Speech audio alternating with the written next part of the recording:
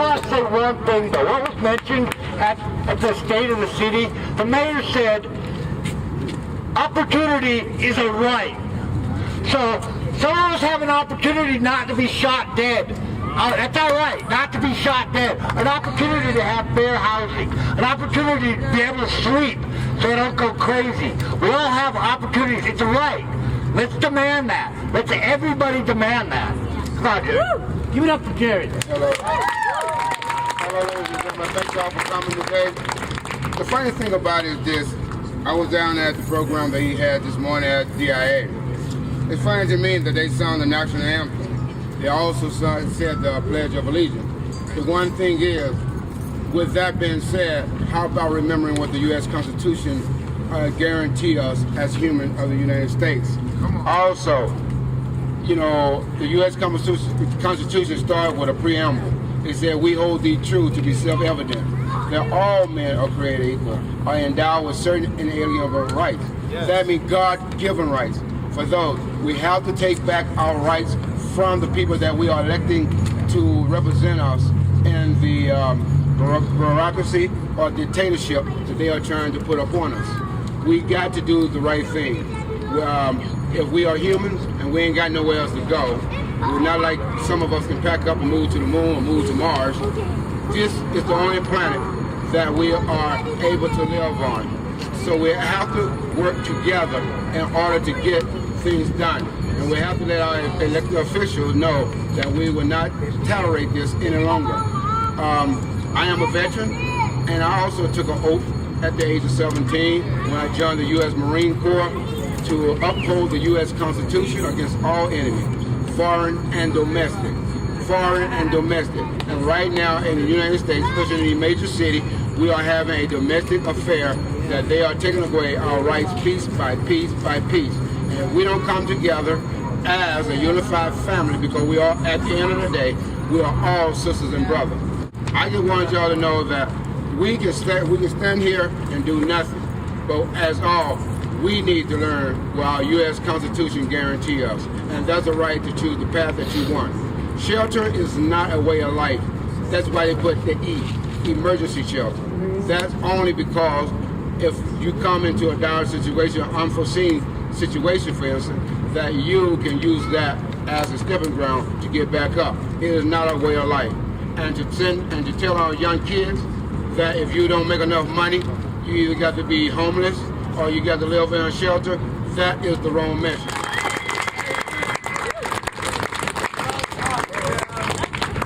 Hi, ladies and gentlemen. I want to thank you so much for coming out and supporting us today and hear about what the real news is. We always hear the bullshit, right? Come on.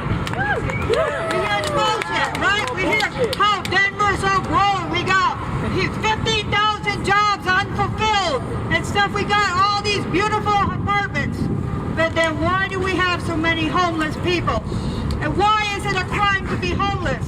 Just because I don't have a penny in my pocket, just because I don't have a roof over my head, does that make me a criminal? I'm a human being just like everybody else is. And we need to realize that no human being is a criminal because they lack a penny in their pocket. So let's all, in solidarity, Black Lives Matter, all of you people, 9 to 5, D-Ho, let's get it together and let's fight this. Let's show. Let's show. It's power by the people, for the people. Okay? Thank you all.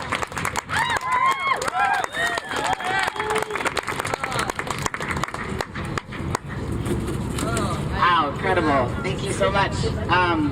My name's Jordan Garcia, and I'm here with from the American Friends Service Committee. It's a Quaker-based organization, and there I run a program that's called Coloradans for Immigrant Rights. So thanks so much for having me. Hi. And I wanted to tell you a little bit about the state of immigrant rights in Denver. And it's a lot worse than it could be, right? With some help, it could be a lot better. One thing that's going on is that we were supposed to have 5 offices that were going to get people driver's licenses, and instead we only have 3. And that's because down to the state capitol, people made some backroom deals that were super unfair to communities. So that's one thing that we're working on, right? Let's give it. Another thing that immigrants are dealing with in their communities right now is wage theft and everything associated with employment that's dangerous for immigrants.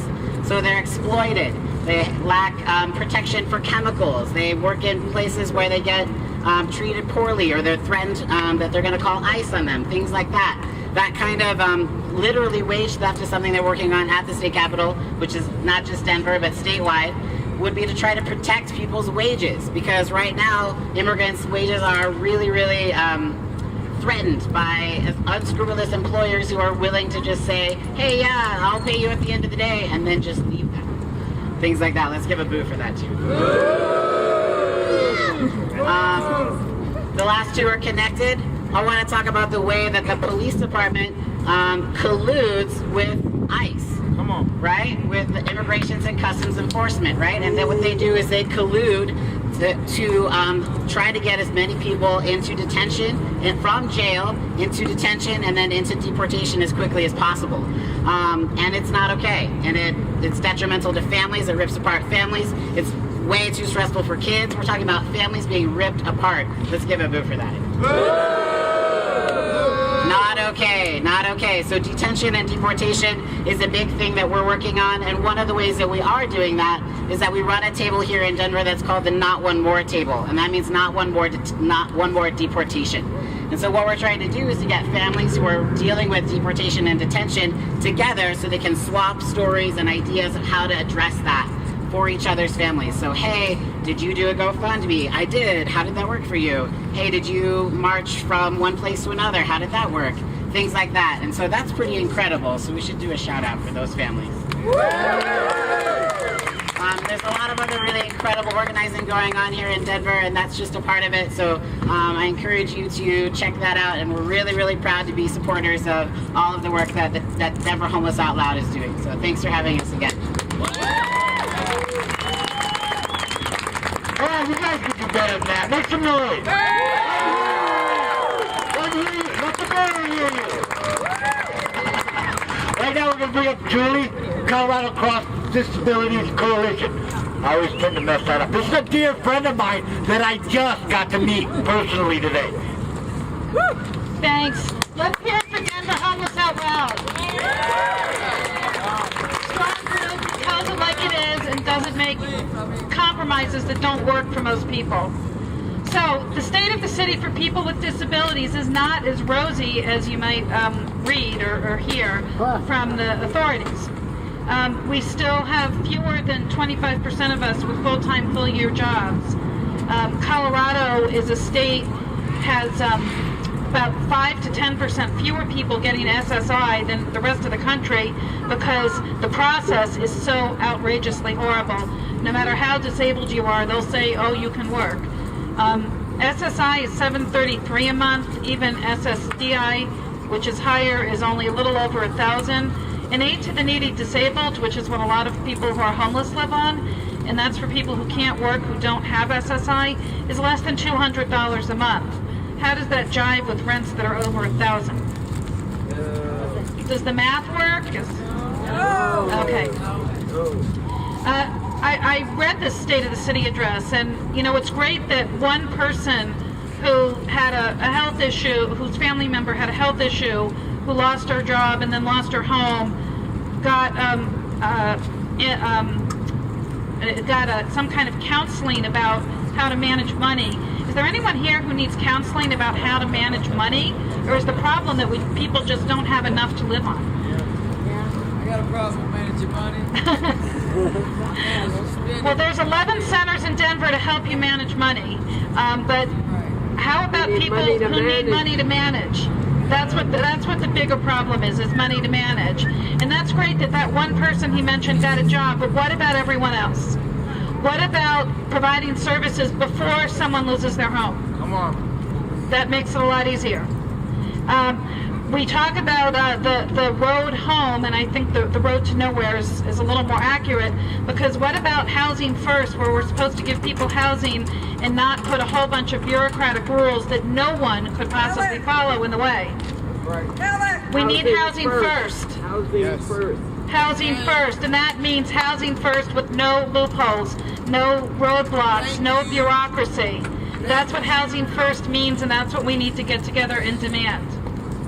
Come on, give it up! Good afternoon. In solidarity with all the oppressed, for the struggles are all connected. My name is Isaac. I'm going to be speaking about a pretty big topic, environment, sustainability, but I'll do my best. The sustainable city. When we as a city enact environmental sustainability, we must always ask, sustainability for whom? We must reject the notion that there is solely a material or technocratic solution to environmental crises. We, as a community, as a city, must demand that human rights are front and center to any platform as to ensure that all residents, no matter where they live, are included within its logics. The sustainable city should not be measured based on how many solar panels, windmills, or bike lanes we have in place, but rather a city that ensures a healthy life to its most vulnerable. Globeville, Elyria Swansea, Montbello, Northeast Park Hill, among others, have consistently been abandoned by the city. In fact, many of our neighborhoods have been strategically left out of the conversation altogether. For over a century, these communities have faced oil spills, lead contamination, Superfund sites, water contamination, poisoned air, and even complete disregard to a community's request for a light rail station at an affordable rate. This abandonment is unacceptable, for we are here.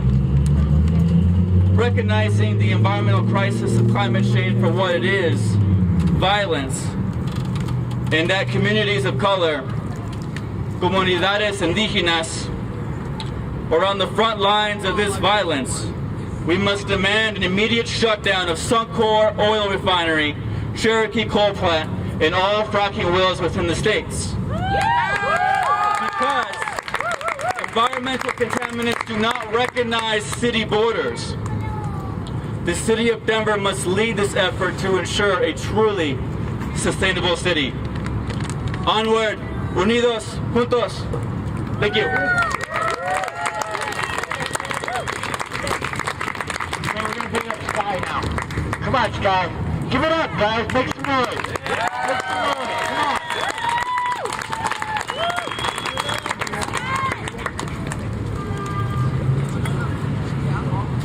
Hello everybody, I hope everybody's afternoon is going well. It's good to see all these beautiful people from the streets today. My name is Sky Roosevelt Morris, and I'm a White Mountain Apache and a Shawnee. And the first thing I have to say is that we're standing on Cheyenne and Arapaho land. And anytime you guys come out here, you remember that. You remember when you walk down these streets, whose homeland this really is. This is Cheyenne and Arapaho land. And anytime you guys talk about it, you remember them. And you remember that they have been completely, almost eliminated from their homeland. I'm wearing a shirt today that says Save Oak Flats, which is where my mother's people come from. Our relatives down in San Carlos. They're fighting against Resolution Copper because their sacred spaces are being taken and mined for copper. And it's happening in Denver too. I have to honor my auntie, Troy Lynn Yellowwood, who was a member of the American Indian Movement of Colorado since it began. She just recently passed away, so I want to honor her.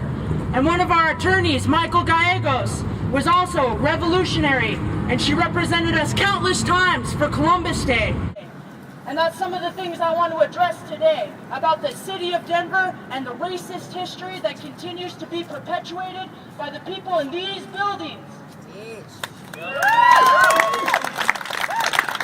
Day was started in Denver in 1907. What Christopher Columbus has to do with the city of Denver or the state of Colorado is really beyond me. Names like Sheridan, some of the worst Indian killers in this history, and we have names dedicated to them in this city. That is unacceptable. Talk about structural racism.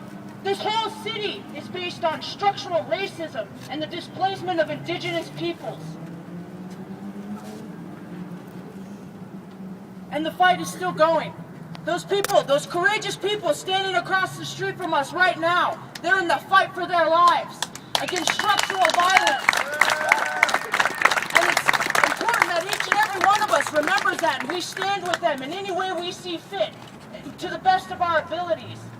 Because in our communities, we're killed by the cops at a rate that is higher than any other group in this country. Children's suicide rates in indigenous communities is 3 times higher than any other group in the United States. Our young people are dying. Our old people are dying. Our land is being taken from us, and it is unacceptable. That is structural violence, and it has to stop, and it stops here. It stops with Denver. It stops when we go into these streets and we say, Columbus Day no more. When we go into the streets and say, Stapleton needs to be changed because he was a racist. And when we say Sheridan doesn't belong in this city, Evans does not belong in the city of Denver. When we start making those changes in our own communities, we don't need the police to make these changes in our communities. We go into the streets and we make those changes ourselves. And so I came up here to ask you all today to do your part. Because we don't need the government or the state to do it for us. We are strong people. And my ancestors fought and died so that I could be here. And I'm going to fight and die so that my next generation can be proud to be indigenous. And the fight is not over yet. Every day we come into these streets, the fight is on. Every day they ignore homeless people, which, by the way, we represent also the largest group of any population. When we decide enough is enough and we come together, I'm asking all the people of color and all the marginalized groups of this city to come together. It's important. It's important that we keep this city there. This city belongs to us. This city belongs to the Cheyennes and the Arapahoes. So I just wanted to share some of those things with you today. And I want you all to remember whose homeland this really is. Out, Madakias.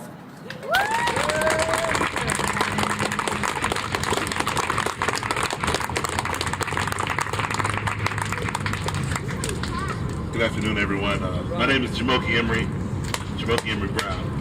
I'm a member of Black Lives Matter 5280. You all will have to forgive my appearance for the last 4 days I've been across the street.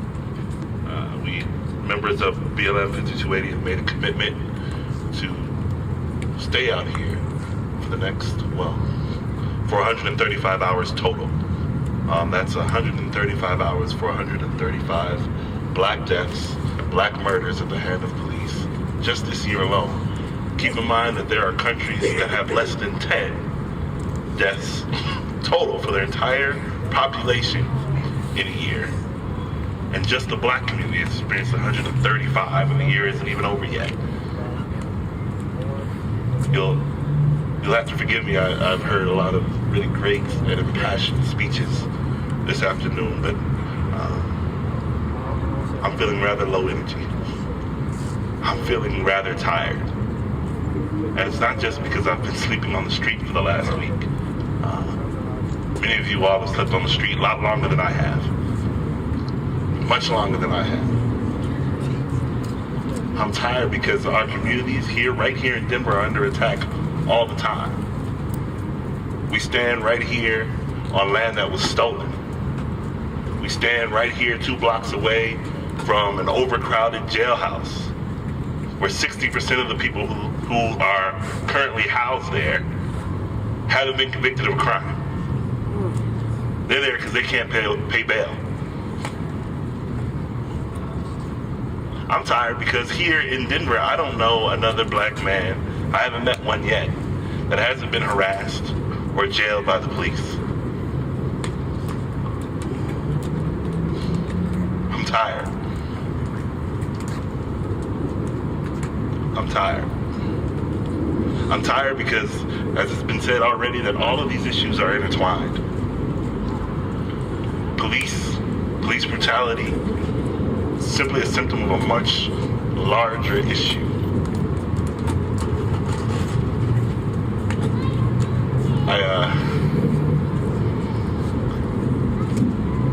The police are simply another tool used to move us out, to tell us that we are unwanted, to control us, to criminalize human beings. I've never been one for police reform. I find it hard to get up in the morning and come to a courthouse or come to the State House and fight for police reform because I've never been in it to create more humane slave catchers. I don't want the slave catchers simply to be more humane or to follow better rules. I want my people to be free.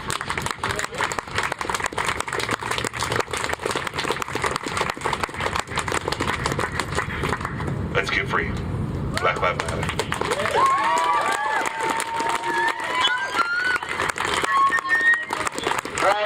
You guys have all been armed. You've seen every one of these groups get involved.